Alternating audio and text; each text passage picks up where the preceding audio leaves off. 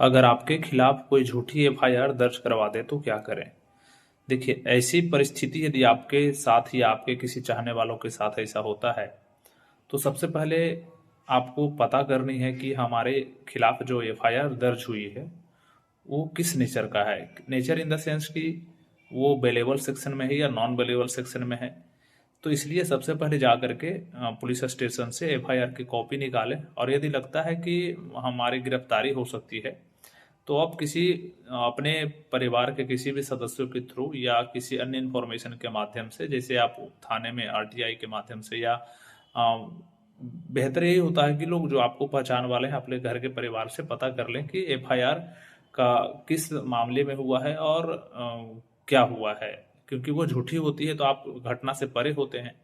तो ऐसी परिस्थिति में यदि आपको पता चल जाए कि हमारे ऊपर जो एफआईआर दर्ज हो गया है और आपको डर है कि कहीं पुलिस आपको गिरफ्तार न कर ले, ऐसी स्थिति में आपके पास दो तीन ऑप्शन है। एक तो अगर आप उस घटना से संबंध नहीं रखते हैं, तो आप एसपी के पास, जो आपके सिटी एसपी होते हैं, जिला एसपी, पुलिस अधीक्षक भी जिनको बोला जाता है, उनके यहाँ अपने सारे सबूत, जैसे मान के चलिए जिस दिन किसी पार्टिकुलर डे में कोई घटना घटी और आप उस दिन अपने जॉब में हो, आप प्राइवेट एम्प्लॉय हो या गवर्नमेंट एम्प्लॉय हो, तो आप वहाँ जॉब में हो तो अटेंडेंस बनाते हैं, वो अटेंडेंस स्लिप ला करके अपने सबूत में लगा सकते हैं। या कहीं ट्रैवल कर रहे हैं तो टिकट्स होते हैं। इसलिए ना बेसिक चीज़ें जो है वो उन्हें बचा के रखना चाहिए। मतलब कोशिश करें कि संभाल के रखें। हर छोटी छोटी चीज़ वक्त पे काम आती है।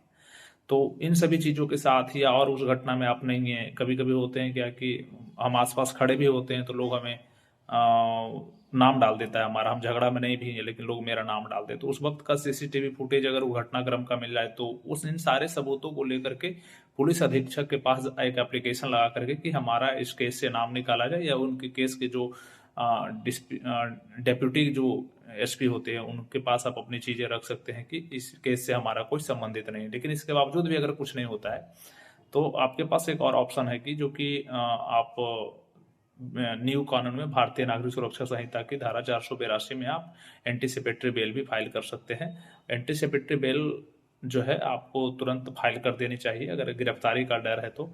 और या तो फिर आप हाई कोर्ट में एफआईआर का क्वेश्चनिंग भी करवा सकते हैं। लेकिन वो है कि जब आपके पास प्रॉपर सबूत हो, प्रॉपर एविडेंस हो, कि मतलब टोटल साक्ष्य मौजूद हैं कि आप उस घटना में नहीं है, तो अब आप एफआईआर क्वेश्चनिंग के लिए हाई कोर्ट मूव कर सकते हैं। इन सभी चीज़ों के लिए आपको मेन जो बेसिक होगा वो, अगर ज़्यादा डर है गिरफ्तारी का तो एंटीसिपेटरी बेल ले लें। उसके बाद भी आप अपने चीज़ों को आगे कर सकते हैं। एफआईआर से नाम निकल सकता है, ये हो सकता है, अगर आपके पास प्रॉपर सबूत है तो ये दो तीन चीज़ें हैं जो आपको अपनाना चाहिए।